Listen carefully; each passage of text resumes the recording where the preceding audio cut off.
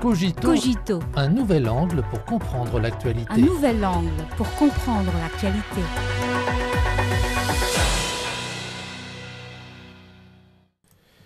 Bienvenue à Cogito.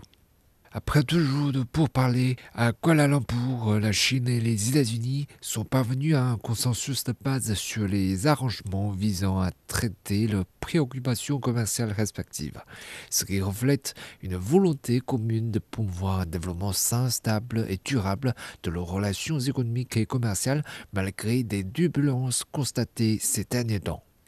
Les pourparlers de Kuala Lumpur ont marqué le dernier cycle de négociations économiques et commerciales sino-américaines suite à celles de Genève, de Londres, de Stockholm et de Madrid.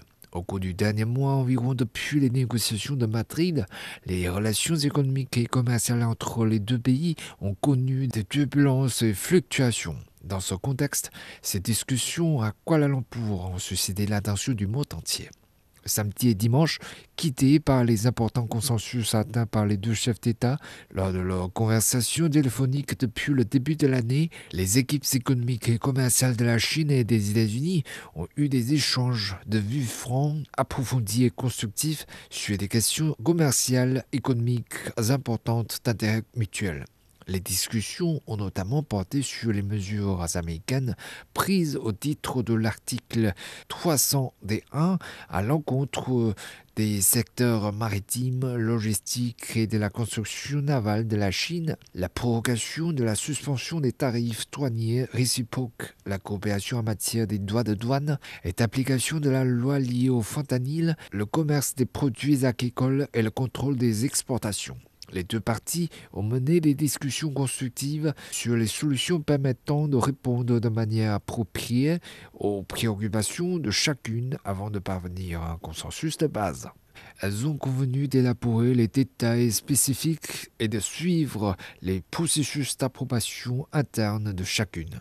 Selon des analystes, cette atteinte du consensus sur fond de turbulence démontre que la Chine et les États-Unis peuvent trouver des solutions lorsqu'ils travaillent dans la même direction.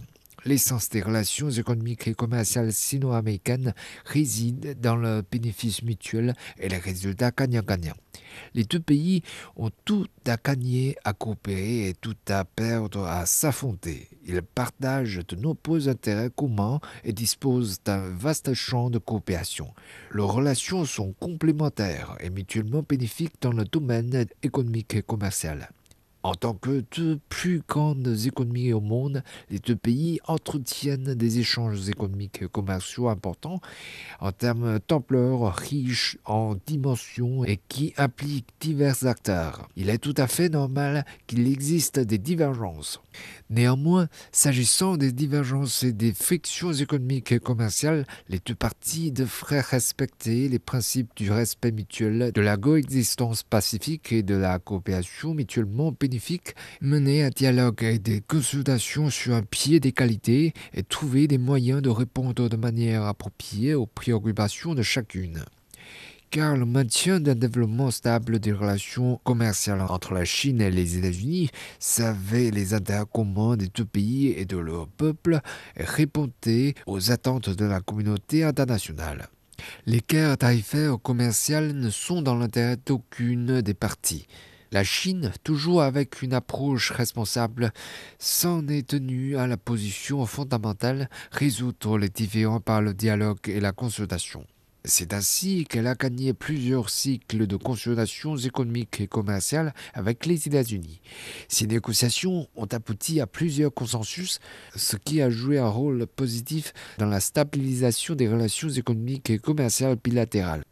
La préservation des résultats durement acquis dans le cadre des consultations économiques et commerciales sino-américaines nécessite des efforts conjoints de la part des deux parties. À cet égard, la partie chinoise a exhorté la partie américaine à travailler avec elle dans le même sens, à mettre en œuvre les consensus importants dégagés entre les deux chefs d'État ainsi que les acquis des négociations commerciales bilatérales tenues cette année, à renforcer la confiance mutuelle, à gérer les divergences, à élargir la coopération mutuellement bénéfique et à promouvoir les relations économiques et commerciales sino-américaines à un niveau supérieur. La partie américaine, quant à elle, s'est dite disposée à travailler avec la Chine dans un esprit d'égalité et de respect afin de régler de manière appropriée les divergences, d'approfondir la coopération et de promouvoir un développement commun.